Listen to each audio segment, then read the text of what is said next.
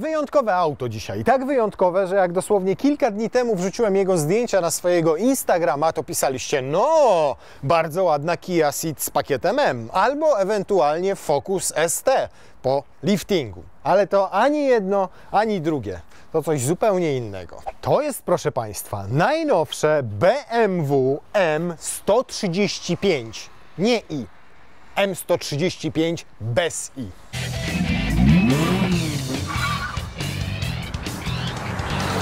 No i komentarzy na tym Instagramie było mnóstwo. Co to BMW robi z tą stylistyką? Przecież to jest auto albo koreańskie, albo ten wspomniany Ford. Ale uczciwie, naprawdę uczciwie stawiając sprawę, może nie jest zbyt urodziwe, ale na tle nowej siódemki, nowego X3, to i tak wygląda zajebiście. Więc to jest trochę tak, jakbyście mogli wybierać sobie żonę spośród 5 córek. 4 byłyby bardzo brzydkie, a jedna tylko trochę brzydka i przypominałaby wam sąsiadkę. No to chyba wzięlibyście jednak tę najładniejszą, czyli sąsiadkę. Mówiąc krótko, jak jest ładna, to nieważne, czy tę sąsiadkę wam przypomina, czy nie. Adaś, to jest dobry odcinek. Się zaczął mocno. To jest generacja F70, co sugerować by mogło, że mamy do czynienia z zupełnie nowym modelem i dokładnie tak komunikuje to BMW. Natomiast jeżeli technicznie spojrzymy na ten samochód, to możemy mówić o bardzo głębokim liftingu, bo generalnie kształt nadwozia pozostał niezmieniony, platforma jest dokładnie ta sama co w F40, nie różni się nawet o milimetr rozstaw osi, natomiast samo auto jest 4 cm dłuższe, ale zawdzięcza to przede wszystkim zderzakom z przodu i z tyłu i 2,5 cm wyższe od poprzednika, co rzeczywiście mogłoby świadczyć o tym, że tutaj trochę przekonstruowano. Jak patrzycie z przodu, no to rzeczywiście mamy zupełnie inny samochód. W naszym wydaniu jest nie tylko z pakietem M, no bo M135, ale oprócz tego ma jeszcze dodatki M-Performance. I spośród tych dodatków mamy na przykład takie łezki tutaj na zderzaku i o ile na przykład w M3 ten pakiet M-Performance był fatalnie zamontowany, bo tu odstawało, tam się ruszało, gdzie indziej skrzypiało, to tu naprawdę jest to zrobione idealnie. Bardzo ładnie to wygląda. Mamy tutaj karbonowe lusterka z tego pakietu, mamy dodatkowe czarne listwy boczne tutaj, mamy taki spoilerek na dachu, który jeszcze wydłuża i nadaje takiej agresywności z tyłu. Do tego czarny tutaj ala dyfuzor, ponieważ oczywiście on niczego nie robi, tam nawet nie ma zabudowy, więc widzicie wydech dosyć doskonale. I cały ten pakiet M-Performance w tym wypadku to wydatek około 12-13 tysięcy złotych, przy czym nie musicie zamawiać całego, możecie sobie na przykład kupić tylko tutaj ten spoiler, albo tylko kupić sobie z przodu te łezki, kombinować, składać. Natomiast fajne jest to, że już w serii dostajecie dwie podwójne końcówki wydechu, mniej więcej tak jak w Audi S3. W poprzedniku w F40 były to dwie pojedyncze końcówki wydechu. Zmieniły się oczywiście tylne lampy, zmieniły się przednie reflektory, zmieniło się to, że mamy teraz zintegrowanego grilla z przodu i jedną rzecz chciałbym Wam przeczytać z informacji prasowej. Mianowicie w BMW piszą, że szeroka, pochylona do przodu atrapa chłodnicy BMW ma innowacyjną, podkreślam słowo innowacyjną strukturę pionowych i ukośnych listew grilla. No powiem Wam, przyglądam się i innowacji to ja tutaj żadnej nie widzę. To samo możecie spotkać w innych samochodach. Ja rozumiem, że rzeczywiście to jest fajnie pochylone i to pod takim kątem schodzącym w kierunku samochodu, więc nie tak jak w większości aut w tę stronę, tylko w tamtę stronę. Tak samo tutaj jest rzeczywiście to użebrowanie fajne, ale innowacyjnego nic tutaj nie widzę. Nie, przepraszam! Mamy innowacyjny czerwony sznurek do holowania, który kosztuje chyba 300 zł z kawałkiem albo coś takiego na gumeczce i możecie wtedy ciągnąć sobie swoje BMW M135 bez i. W standardzie oczywiście mamy reflektory LED i te reflektory LED charakteryzują się efektownymi, pionowymi elementami świateł dziennych i kierunkowskazów. My oprócz tego, że mamy efektowne, pionowe te światła LED, to mamy jeszcze reflektory adaptacyjne. Łatwo jest je poznać po tych niebieskich wstaweczkach, elementach tutaj w środku klosza, w wypełnieniu. Piękny jest za to ten lakier, taki szarawy, matowy i kosztuje dodatkowo 10,5 tysiąca złotych, natomiast naprawdę warto, bo z tymi czarnymi dodatkami, z karbonowymi obudowami lusterek świetnie się komponuje, podobnie jak z tymi felgami kutymi. W naszym przypadku mają jeszcze czerwone zaciski hamulca.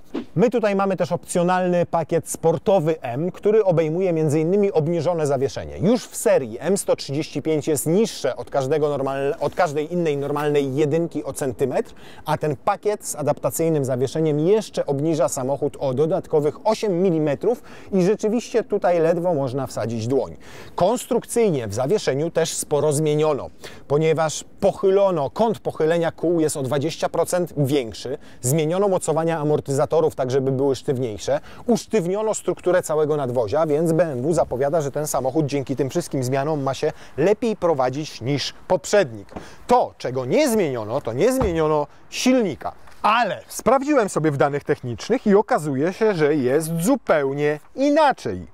Mianowicie, o ile w poprzedniej generacji mieliśmy te 306 koni w zakresie 4,5 tysiąca do 6,250, to w nowej zaczyna nam się moc przy 5,750, czyli 1250 obrotów wyżej, ale kończy się przy 6,500. Natomiast ten użyteczny zakres zdecydowanie się zmniejszył. To samo tyczy się momentu obrotowego, bo w poprzedniku te 450 Nm mieliśmy już od 1750 obrotów aż do 5000 obrotów. To był bardzo szeroki zakres. A teraz od 2000 do 4500. Więc sporo tutaj się zmieniło, niestety na niekorzyść.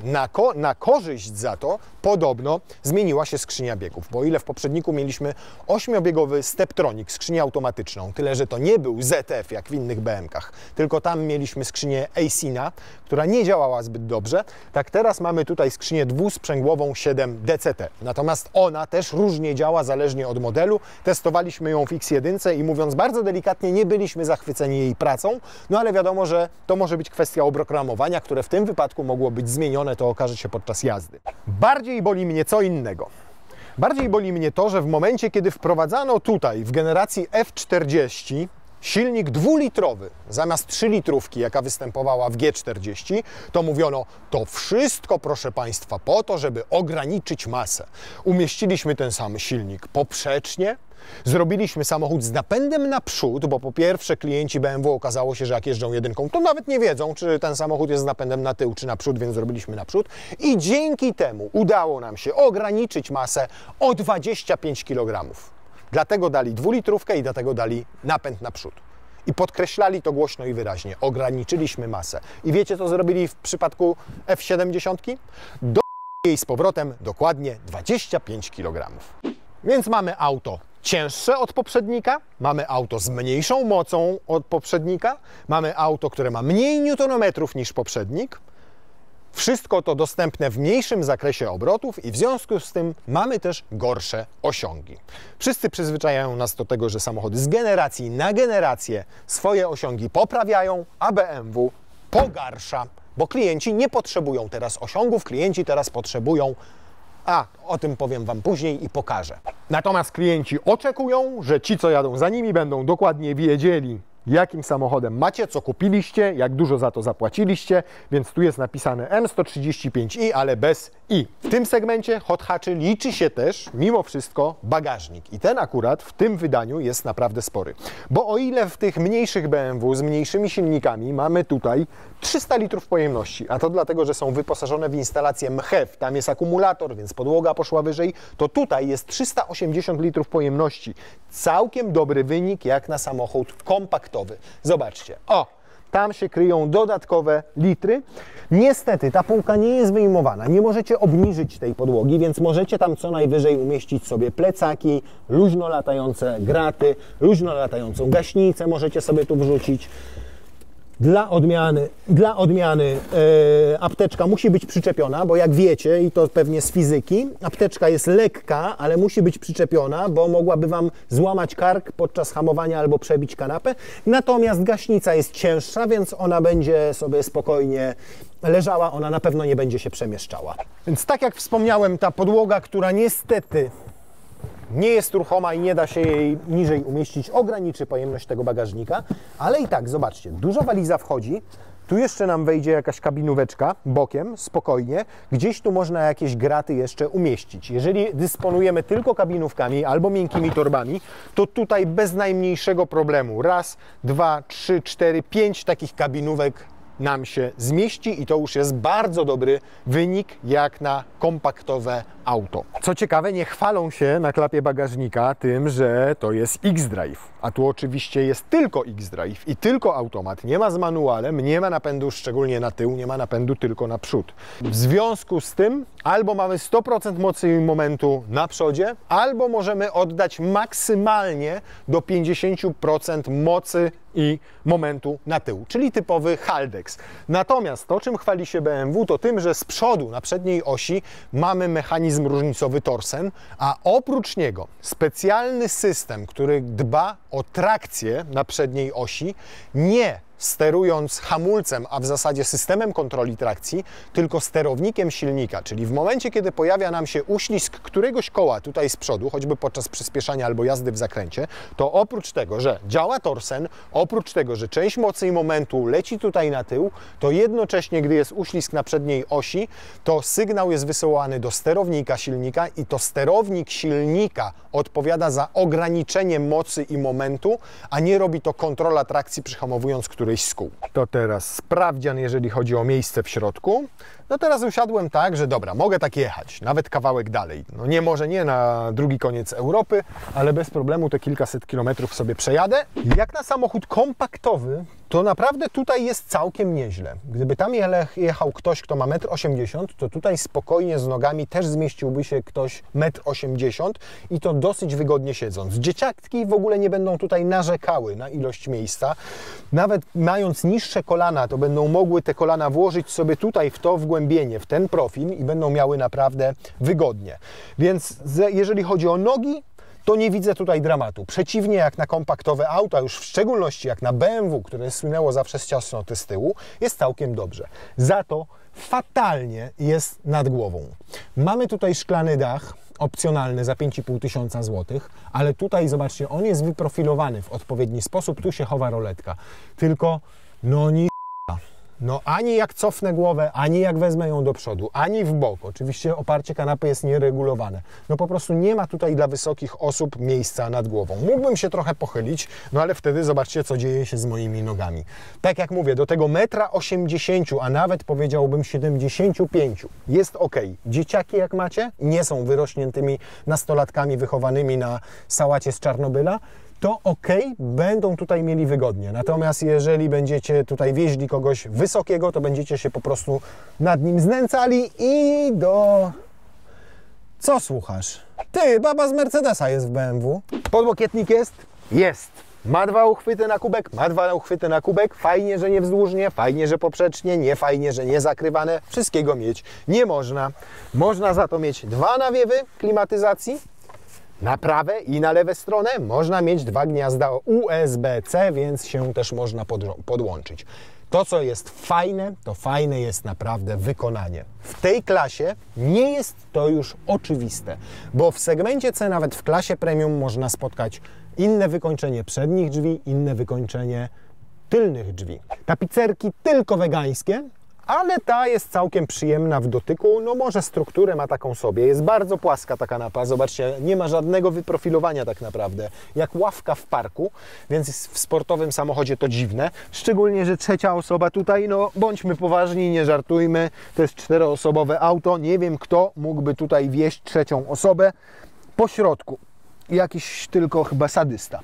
A tutaj, wracając do tego wykonania, jest naprawdę bardzo, bardzo fajnie. To jest miękkie, choć na miękkiej nie wygląda w kamerze być może. To jest prawdziwa stal, czyli osłona głośnika, maskownica głośnika systemu Harman Kardon. To jest oczywiście sztuczna skóra, ale mięciutka, fajna, z prawdziwym przeszyciem. To samo tyczy się podłokietnika. Też jest zrobiony po prostu z gumy, a nie ze skóry, ale jest miękki, przyjemny, fajny. W tym segmencie, tak jak powiedziałem i podkreślam to jeszcze raz, nie jest to oczywiste. A tutaj wygląda to super. Jeszcze lepiej, jeżeli chodzi o jakość materiału i taką finezję wykonania, jest z przodu. Na przykład podświetlony jest znaczek Harmana Kardona. Tutaj podświetlone jest logo M w zintegrowanych zagłówkach tutaj na fotelu i to nie wygląda tandetnie. Ja bym powiedział, że to są bardzo fajne smaczki. Takie smaczki jak choćby tutaj to przeszycie w tym fotelu i też z tymi typowymi 3 kolorami, czyli niebieskim, granatowym i czerwonym dla M. Takie smaczki jak te same kolory na pasach bezpieczeństwa. Takie smaczki są fajne, jak bardzo ładne podświetlenie LED. Jak przeszycia tutaj, zobaczcie, na desce rozdzielczej, też w tej kolorystyce typowej dla M. Bardzo ładne jest tutaj to podświetlenie LEDowe, takie kropeczki, które są zanurzone w tym też stalowym elemencie, bardzo dobrym, fajnym, porządnym jakościowo. Wtopione, tak jakby zintegrowane ładnie te nawiewy. Niestety, to ma jedną ogromną wadę. Kiedy używacie takiego podświetlenia LED? No używacie go wtedy, kiedy sobie jedziecie nocą i chcecie mieć przyjemnie, kameralnie, miło w środku. I wiecie, co wtedy ten LED robi? Bardzo ładnie świeci, ale wiecie, co poza tym robi? Cały się jeden i drugi odbija w bocznych lusterkach tak, że Wam widoczność o połowę zmniejsza i skraca. Bo widzicie tutaj te kropeczki świecące i w lusterku widzicie te kropeczki świecące. Bardzo fajnie, że ktoś to zaprojektował. Szkoda, że za dnia nie wsiadł i nie sprawdził, jak to wygląda w lusterkach. Pewne detale dezorganizują w pewien sposób to całe takie czyste w sumie stylistycznie wnętrze. Na przykład head-up, który, jak zamówicie, to dostajecie tu taką skrzynię. Ja wiem, że ona kształtem na przykład zgadza się z tym tutaj, no ale wygląda niefajnie. Fajnie by było, jakby to było po prostu gdzieś tam zatopione, no ale rozumiem, że technicznie, technologicznie nie dało się tego wykonać. Ale całość ta minimalistyczna odpowiada mi, nie odpowiada mi oczywiście ten najnowszy system iDrive BMW i to niestety powtarzam przy okazji recenzji każdego nowego modelu. Poprzednie iDrive'y były fajne, przejrzyste, czytelne, łatwe w obsłudze, szybko działały, a tutaj no naprawdę ja nie wiem, co ja mam tutaj nacisnąć, na przykład, żeby sobie dźwięk wyregulować. No najczęściej to wchodzę już po prostu w te ikony i po ikonkach sobie dochodzę, co chcę zrobić, bo tak jak jestem w tym głównym tutaj menu, to się raz przewija do dołu. Można też sobie przewinąć niektóre z tych kafelków w bok. No ale tak jak mówię, no oczywiście każdy wuj na swój strój. Znajdą się tacy, którym będzie to odpowiadało. Ja do tej grupy niestety nie należę. Żałuję, że choćby nie ma do klimatyzacji klasycznego panelu sterowania. Dobrze, że pozostały chociaż niektóre przyciski, jak na przykład odmrażanie tylnej szyby albo nawiew na przednią, ewentualnie My Modes, bo to już nie tryby jazdy, tylko My Modes. Personal, Sport, Efficient, Expressive, Relax, Digital Art, czyli więcej światełek, muzyki i wizualizacji niż tak naprawdę zmian w zestrojeniu całego samochodu. Cyfrowe zegary są, oczywiście też świecą, zmieniają się zależnie od tego, w jakim trybie, w jakim My Mode będziecie chcieli jechać. No, pokrętło głośności na szczęście pozostało normalne i też takie bardzo ładne. Bardzo fajnie gra ten Harman Kardon. Co ciekawe, jak wysiądziecie, to ten bas wydaje się na zewnątrz dudniący. Jak stoi BMW zaparkowane, to tak wydaje dźwięk. Nie wiem dlaczego, tam na zewnątrz. W środku gra to świetnie. Z dźwięków niepokojących w środku ten.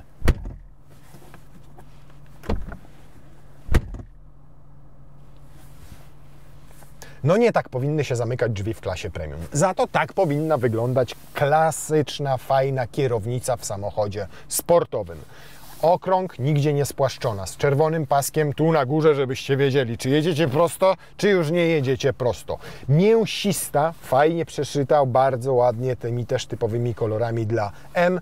Fajnie, że zostały klasyczne przyciski, a nie są to przyciski haptyczne. Fajne, długie łopatki i oprócz tego oczywiście tutaj jeszcze tak zwany boost, jak jedziecie i nagle chcecie, żeby samochód lepiej zareagował na gaz, żeby szybciej przepustnica się otworzyła, żeby silnik zwiększył obroty, zmieniając bieg. Nawet to jest fajne, czyli sterowanie tymi ładnie wkomponowanymi bardzo nawiewami. Wąskie szczelinki mają tu sporo miejsca. Tutaj ładowarka indukcyjna. Jak nie chcecie indukcyjnie się ładować, to macie 2 gniazda USB-C. Wszystko ładne, czytelne. Nie ma żadnej wajchy do zmiany biegów, pokrętła. Teraz taki wybierak zastosowano, ale to akurat fajne. Mnie to nie przeszkadza. Bardzo ładnie tutaj dzięki temu jest czysto, elegancko i nawet plastiki są wysokiej jakości. Tu jeszcze znalazła się jakaś półeczka. Niestety podłokietnik jest nieregulowalny i dosyć płytki, niewielki tutaj w środku. Tu żadnego gniazda USB-C już nie ma. Co jeszcze jest? Jest schowek. I jak go się kurna otwiera, ten schowek? O, tu jest przycisk. I schowek dla odmiany nie jest niczym przyjemnym wyłożony. Z rzeczy praktycznych i plusów dodatnich. Bardzo duże, fajne lusterka. Super w nich widać, oczywiście pod warunkiem, że nie świeci akurat ambientem. Rzecz jasna, to ambiente możecie sobie nocą wyłączyć, no ale chyba nie po to sobie je zamawiacie i nie po to macie je w samochodzie, żeby w nocy je wyłączać. No chodzi o to, żeby móc z niego korzystać, żeby ten nastrój był przyjemny we wnętrzu, żebyście mogli jadąc sportowo mieć czerwone, a jadąc spokojnie mogli mieć, nie wiem, zielone, niebieskie, sinopapuziate albo białe, ale żeby się nie odbijało w lusterkach. Natomiast za dnia, przyznaję, lusterka duże, świetna widoczność. Bardzo wygodne fotele te ze zintegrowanym zagłówkiem. Mega. Nie można tutaj co prawda regulować sobie w żaden sposób podparcia bocznego, ale i tak jest idealnie to skrojone. Wysuwany tutaj na podudzia ta część siedziska. Kołyskę można zrobić taką, że tutaj macie to wszystko podparte. Zagłówek na idealnej wysokości nie musi być regulowany. Dowód na to, że można mieć podstawową, niewielką, skromny zakres regulacji, a jednocześnie jest w cholerę fajnie i wygodnie. A nie, przepraszam bardzo. Szerokość oparcia można regulować, tylko jak to kurna zrobić? Przepraszam bardzo. Teraz nie. Wyświetl po naciśnięciu przycisku. Dobrze. Tutaj to tak. Tu nic nie mam. Tu to. No mordę. A, przepraszam. A jest. Dobra. Plusik, minusik, góra, dół to jest szerokość oparcia. To jeszcze fajniejsze. Nie, no to przyznaję, to petarda. O, jak mnie teraz ścisnęło. Aż muszę poluzować. Czyli są tutaj poduszki powietrzne i możecie się bardziej zamknąć albo bardziej otworzyć. Inny plus, brak tego mchewa bardzo robi dobrze temu autu. Zdecydowanie. I ten moment obrotowy, choć jest dostępny dopiero teoretycznie od tych 2000 obrotów, to jednak spora jego część już jest pomiędzy 1000 a 2000 obrotów. I nawet najdrobniejsze położenie nogi na pedale gazu powoduje, że to auto rzeczywiście chce jechać. Zawieszenie, pomimo tego, że mamy to sportowe, aktywne, to bardzo fajnie w trybie komfortowym wybiera wszystkie nierówności. Nie można mieć naprawdę co do tego zastrzeżeń. W dodatku jest dobrze wyciszony ten samochód od spodu. Nawet jadąc po mocno nierównej drodze, czujecie, owszem, że jedziecie po nierównym, bo on jest sztywne, jest to nadwozie, więc on sobie pracuje, ale nie jest to taka sztywność w wydaniu samochodów stricte sportowych, które ma unibole na przykład w zawieszeniu. Nie. Tutaj naprawdę jak na auto o utwardzonym zawieszeniu, aktywnym, auto obniżone, bardzo przyzwoicie wybiera takie nierówności.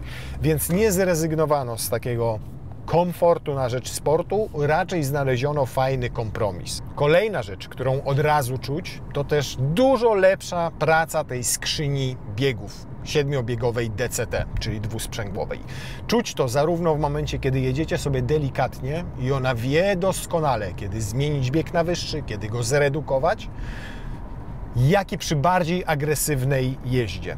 Zobaczcie, teraz jadę sobie stabilnie, jeszcze zmniejszę trochę prędkość. O, proszę bardzo, jadę sobie tak, stabilnie.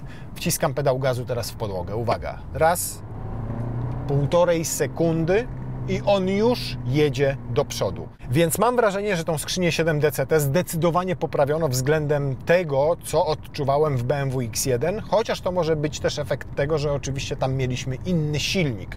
To nie było X1 35, tylko X1 23, z tego co pamiętam. Ale dużo lepiej ona działa niż ten nieszczęsny iSyn w poprzedniku. Natomiast ma taką jedną dziwną cechę. Jak jedziemy w trybie komfortowym i wcisnę pedał gazu w podłogę, ale nie do kickdownu, tylko tak zdejmę i znowu położę, zdejmę, są wysokie obroty, znowu położę, to tak jakby mija sekunda do momentu otwarcia przepustnicy. Kładę tą nogę na pedale gazu przy wyższych obrotach i po prostu tak jakby ta przepustnica miała dosłownie sekundowe opóźnienie w przekazaniu całej tej energii do silnika. Mija ta sekunda od momentu położenia nogi na pedale gazu do momentu, kiedy auto zaczyna jechać. Zmienia się to w trybie sportowym. Jak wejdę w tryb sportowy i te obroty też są wyższe, proszę, jadę i już jest inaczej. Kładę tylko nogę na pedale gazu. Uwaga, kładę tak, jeszcze raz i on od razu jedzie. A właśnie w trybie komfortowym jest to takie sekundowe opóźnienie. No ale tym wszystkim oczywiście steruje elektronika, więc po prostu jest to tak tutaj wycyrklowane i tak tutaj to zaprogramowane, żeby właśnie w tym trybie komfortowym tak nie wyrywał od razu do przodu, tylko żeby była ta sekunda przerwy, żeby, nie wiem, żeby człowiek mógł się przyzwyczaić do tego gigantycznego przeciążenia, jakie za chwilę nastąpi. Zalecenie. Czy mogę się krótko przedstawić? Cześć, jestem Twoim asystentem osobistym. Miło, że tu jesteś. Kilka słów o mnie. Będę Ci pomagać przy obsłudze Twojego BMW, zapewniać wskazówki podczas jazdy i praktyczne propozycje. Jeśli chcesz, żebym coś za Ciebie obsługiwał lub potrzebujesz informacji, powiedz cześć BMW i daj mi znać, jak mogę Ci pomóc. Poza tym będę mieć oko na różne rzeczy i sam zapewnię praktyczne propozycje. Zatem ruszajmy. Cześć BMW. Zapewnij mi jakąś praktyczną propozycję. Spróbuj jeszcze raz. No miałaś mi zapewnić jakąś praktyczną propozycję. Przepraszam, ale Cię nie zrozumiałem. Świetna, naprawdę. Bardzo inteligentna. Inteligentny. Co? A, przepraszam, bardzo inteligentny. O damskim głosie. Gender, ja to szanuję. Cześć BMW. Możesz proszę powtórzyć? Cześć BMW. Hej. No siema, otwórz okno kierowcy. Hej, to Mercedes. Już. Cześć BMW. Słucham?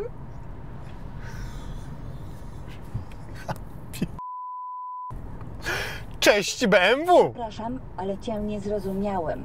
Otwórz szybę kierowcy. Rozumiem. Ekstra, naprawdę. Cześć BMW. Spróbuj jeszcze raz. Zamknij szybę kierowcy. Rozumiem. O la la. No powiem Wam, że dogadać się z nią można równie łatwo jak z moją starą. Fajnie natomiast, że znalazł się tutaj ten tryb boost. Czyli chcecie na przykład szybko kogoś wyprzedzić, chcecie, żeby ta przepustnica szerzej, szybciej się otworzyła, chcecie mieć więcej mocy i momentu od razu pod pedałem gazu, więc co robicie? Przytrzymujecie tutaj tę łopatkę dosłownie przez 2 sekundy i jedziecie. Oczywiście jeszcze szybciej by to działało, gdybyście mieli jeden szybki przycisk, boost, akurat w momencie, kiedy potrzebujecie, w tym ułamku sekundy, żeby mieć więcej tej mocy i tego momentu, żeby auto wyrwało do przodu, no ale umówmy się, przy trzymaniu łopatki przez 2 sekundy to też jest ok rozwiązaniem.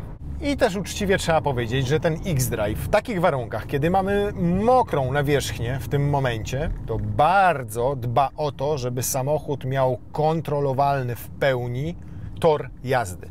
Tu nie ma żadnej nadsterowności, ale nie ma też podsterowności. Świetnie działa ta szpera i te wszystkie systemy.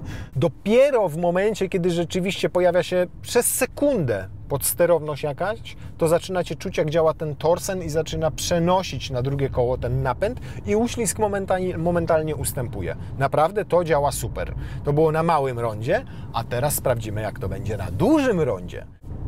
Zobaczcie, dodaję mu gazu i jest naprawdę tutaj mokro i ślisko. O, teraz pojawiło się trochę podsterowności, a wtedy, słuchajcie, jak pojawia się ta podsterowność, to czuję, jak delikatnie te wszystkie systemy tak działają, że wypuszcza mu tyłeczek lekko. Więc taka ciekawa charakterystyka bardzo, jak na BMW. Oczywiście nie jest to tradycyjny X-Drive, kiedy tam na tył może polecieć prawie 100% momentu i koni mechanicznych, Więc wtedy zdecydowanie macie taką nadsterowną tą charakterystykę prowadzenia, ale tutaj jest naprawdę nieźle jak na auto, które ma dołączany tylny napęd. Ale ten Torsen robi z przodu swoje, wszystkie te systemy elektroniczne też i to w taki sposób, że nie ingerują w ogóle brutalnie. Raczej pozwalają Wam na odrobinę szaleństwa, a tylko w ostateczności zaczynają ingerować. I na początku zdecydowanie mechanika tutaj działa, a dopiero na koniec elektronika, jak już wiadomo, że sytuacja jest podbramkowa. No to teraz jeszcze zużycie paliwa. Świetnie jest wyciszony, jak na auto kompaktowe. I to zarówno jeżeli chodzi o szumy powietrza, opływające auto, jak i komorę silnika, jak i to, co dzieje się tam pod spodem. Czyli wyciszenie całe od hałasów pochodzących od drogi. Tutaj zadbano o to naprawdę jak na klasę kompaktową w perfekcyjny sposób. Prawie nie ma różnicy. Zobaczcie, jak jadę po tej nawierzchni betonowej, a po asfalcie, przez który teraz przejeżdżaliśmy. Zazwyczaj w autach, szczególnie tej klasy, jest wyraźna różnica. A tutaj tak dobrze to podwozie wyciszono, że jest minimalna. I jak na kompakt, to jest naprawdę nie tyle dobrze, co wręcz rewelacyjnie. Mało tego, jak wzrasta prędkość, to te szumy nie stają się radykalnie większe. Owszem, są większe, ale w taki sposób, że nadal czujecie się jadąc w środku komfortowo i możecie normalnie ze sobą rozmawiać. Za to duży plus.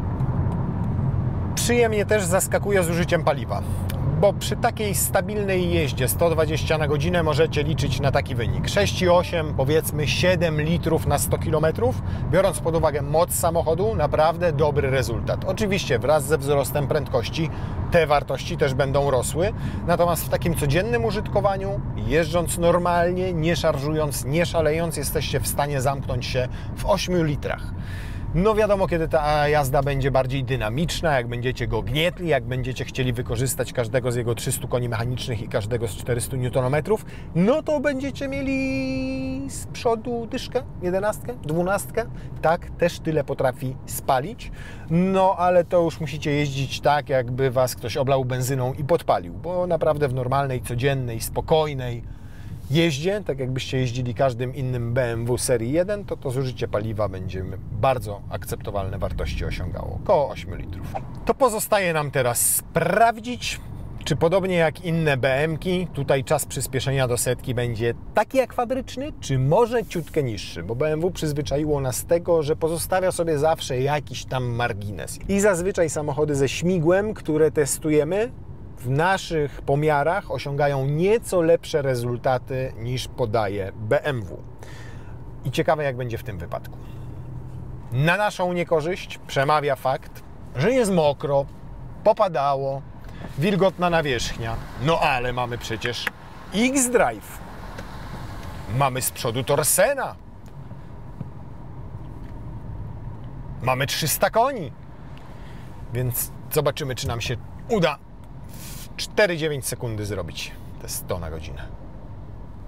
Brrr. Oczywiście musimy kliknąć My Modes, wejść w tryb sportowy, ograniczona trakcja, może i ustawienia indywidualne zróbmy, napęd Sport Plus, dynamika jazdy Sport Plus, układ kierowniczy ma chyba tylko 2 ustawienia, tak, Comfort i Sport Plus, tak. A, jeszcze mamy DSC Off, czyli całkowicie wyłączona kontrola trakcji. Nie, no to tak trzeba sprawdzić, no wiadomo, no. Czy stabilizacja toru jazdy. I jeszcze skrzynia wsy. O. I mamy komplet. To co? Jak mamy komplet i wszystko mamy włączone. Przypominam o tym, o screenie. O matko! Jak przeciągnęła ten drugi bieg fatalnie. Ale to może być powiązane z tym, że nam te przednie koła bardzo nieprzyjemnie zabuksowały. No i daleko od tego, co nam producent deklaruje, 5,83. No nie jest to taki wynik, jakiego byśmy oczekiwali po BMW M135i bez i. No to co, 1, 2, 3. 3500 obrotów. O mamma mia! Potem te biegi świetnie przerzuca. Ale to, co robi pomiędzy pierwszym a drugim to przełączenie, to jest jakaś katastrofa. Tam jest minuta straty. 5,75. No nie wiem, co tutaj możemy zrobić. Moglibyśmy spróbować jeszcze w tym trybie sportowym ustawić sobie DSC Sport Plus. Zobaczymy, może teraz będzie trochę lepiej. Nieznacznie, ale lepiej. No teraz lepiej na tą dwójkę nawet przeskoczył. No lepiej na dwójeczkę przeskoczył zdecydowanie. Nie było tego takiego fatalnego opóźnienia i zobaczcie, wynik od razu lepszy. 5,15, a to już jest naprawdę fajny wynik. 5,15 i bardzo bliski temu 4,9, jakie podaje BMW. Więc jeszcze zróbmy sobie w tę mańkę. A warunki mamy naprawdę mało sprzyjające, bo cała nawierzchnia jest mega mokra. Tak, dużo lepiej. No teraz to tak, bo wtedy to nie. Proszę, 5,20. Tutaj już ok. Całą resztę winy możemy zwalić nie na BMW, tylko zdecydowanie na to, że jest mokro. Niemniej, gdybyśmy mieli klasyczny X-Drive, to dociąża nam się tył, w związku z czym jak dociąża nam się tył, to możemy tam oddać więcej niż 50% mocy i momentu obrotowego. Nie ma momentu, w którym zabuksują nam koła. Tutaj przy tym początkowym starcie rzeczywiście czuć, że ta przednia oś przede wszystkim, na której mamy ciągle 50% tego napędu, a jest niedociążona, zaczyna w pewnym momencie delikatnie buksować. Jak mam całkowicie wyłączoną kontrolę trakcji, buksować bardziej. Jak mam ją w sporcie, Sport Plus, to delikatnie mniej. Ona wtedy jest trochę znieczulona, mniej znieczulona. No ale 5,1, dobra, 5,2 to niezły wynik. Biorąc pod uwagę silnego, to, że mamy auto w zasadzie doposażone na maksa, bo i szklany dach, i Harman Kardon, dodatkowe wzmacniacze i inne dodatki, to rzeczywiście jest to przyzwoity rezultat.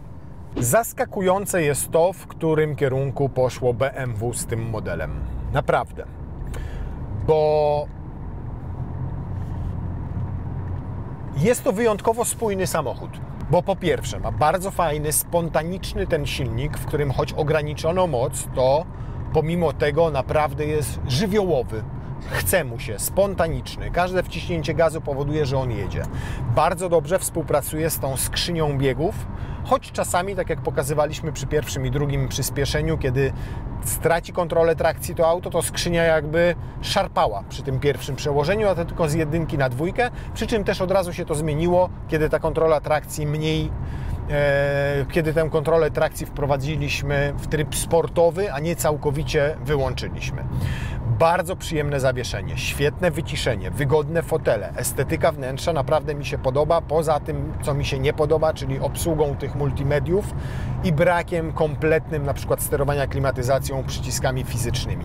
Generalnie to auto ma całkiem sporo zalet. Przyzwoity bagażnik, tu z tyłu miejsca dla osób powiedzmy do tego 1,70–1,75 m też jest całkiem sporo.